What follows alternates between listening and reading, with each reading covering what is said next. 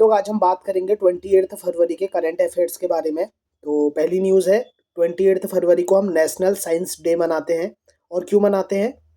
तो हम इसलिए मनाते हैं क्योंकि आज ही के दिन जो हमारे फिजिसिस्ट थे, जिनका नाम था सीवी रमन, उन्होंने रमन इफेक्ट दिया था, जिसकी वजह से उन्हें 1930 में नोबेल प्राइज़ भी मिला था।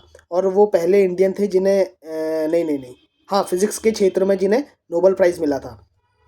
पहली बार नेशनल साइंस डे हमने 28 फरवरी 1987 को मनाया था।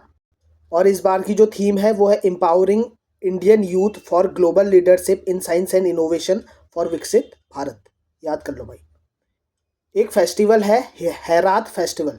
हैरात फेस्टिवल महाशिवरात्रि के दिन मनाया जाता है और इसे कश्मीरी पंडित कम्युनिटी जो है वो मनाती है। तो एक गुजराती पोएट थे जिनका नाम था श्री अनिल जोशी, वो 84 की एज में चल दिए। तो आ सकता है गुजराती पोएट थे जिनका नाम था अनिल जोशी, श्री अनिल जोशी। ये न्यूज इसलिए आ सकती है क्योंकि पीएम मोदी ने इसके ऊपर दुख जताया था, इसलिए।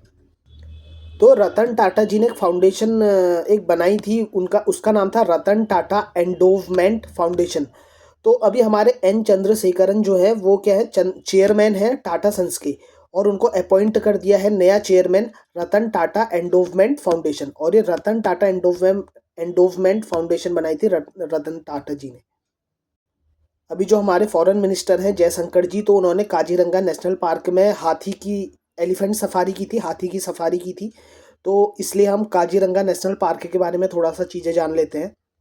तो काजीरंगा नेशनल पार्क आसाम में है, ठीक है। और काजीरंगा वाइल्ड लाइफ सेंचुरी भी है।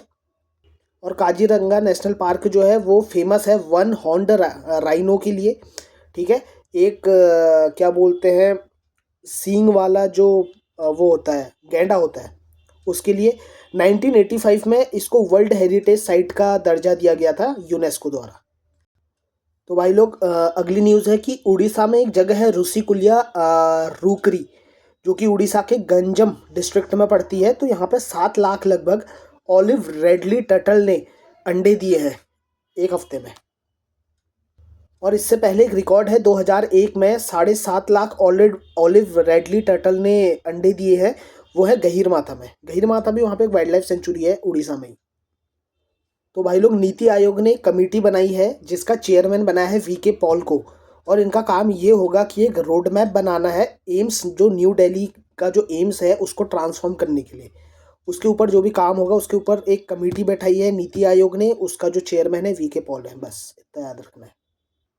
तो भाई, महाराष्ट्र की अजंता जो केव्स है वहाँ पे एक एंशियंट शिप था, बहुत पुराना शिप की एक फ़ोटो थी, एक पेंटिंग थी, जिसको देख के एक वैसी शिप क्या बोलते हैं बनाई जा रही है पुराने टाइम की, वही लकड़ी की शिप। और जिसमें जो नारियल की लकड़ी यूज़ होगी, नारियल की जो भूसी होती है, हस्क होती है, उससे रस्सी बनाई जाएगी। और इससे कहाँ जाया जाएगा? ओमान जाया जाएगा। ऐसा क्यों? ताकि इससे हमें अपने पुराने रास्तों का पता चल सके कि हम उस समय कैसा करते थे। और ये कहाँ लॉन्च हो रही है? ये गोवा में लॉन्च हो रही है। इसमें इंडियन नेवी के 15 मेंबर जा रहे हैं, 15 मेंबर क्रू जा रहे हैं। बस इतना ही याद रखना है तुम्हें। और ये किन किन डिपार्टमेंट के द्वारा इस चीज़ के ऊपर काम किया जा रहा है? एक तो इंडियन नेवी होगी, एक मिनिस्टर ऑफ कल्चर हो गया, और एक गोवा बेस्ड शिपयार्ड कंपनी जिसका नाम है होडी इनोवेशंस। बस। तो भाई, जो ट्रम्प है अमेरिका के प्रेसिडेंट, तो ट्रम्प ने अनाउंस किया है gold card visa for wealthy investors. मतलब जो पैसे वाले लोग हैं उनके लिए गोल्ड कार्ड वीज़ा अनाउंस किया है। अब जानते ही है क्या? ये वो लोग हैं भाई जो $7 करोड़ से लेके $1 मिलियन तक इन्वेस्ट करते हैं और 10 जॉब कम से कम क्रिएट करते हैं लोगों के लिए। तो उन लोगों को गोल्ड कार्ड वीज़ा दिया जाएगा। और ये किसने ऐलान किया? ये क्या है?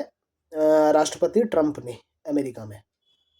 तो भाई, नासा अपना एक सोलर मिशन लॉन्च करने वाला है जिसका नाम है पंच मिशन। बस इतना याद रखना है। नासा कर रहा है इसको लॉन्च, और कहाँ कर रहा है? सोलर, सूर्य के लिए लॉन्च कर रहा है। और इसका नाम क्या है? PUNCH mission. और पंच का फुल फॉर्म है polarimeter to unify the corona and heliosphere. Heliosphere मतलब कि जो तुम्हारा सूर्य है उसको लॉन्च करेगा इसको स्पेस एक्स। हो गया भाई, यही थी हमारी आज की जितनी भी न्यूज़ थी। मोस्ट इंपॉर्टेंट न्यूज़ यही है, इसके अलावा तो सब हल्की फुल्की है, वो आनी है नहीं की, ठीक है। फालतू की न्यूज़ है, तो काम की न्यूज़ यही है।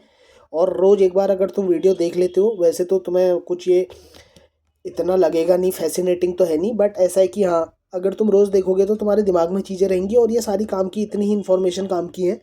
बाकी तुम्हारी मर्जी भाई लोग। मैं क्या करता हूँ, मैं खुद का रिवाइज़ करता हूँ और तुम्हें भी पता चल जाएगा। मैं खुद भी पढ़ता हूँ, इसलिए मैं कैमरा खोल के सीधा न्यूज़ बोलना स्टार्ट कर देता हूँ, ताकि अगर कोई और भी मेरे को फॉलो करे तो मैं तो अपना पढ़ ही रहा हूँ, तुमको भी हो जाएगी, फ़ायदा मिल जाएगा भाई लोग। तो अगर ऐसा है तो सब्सक्राइब कर देना, बाकी तुम्हारी मर्जी भाई।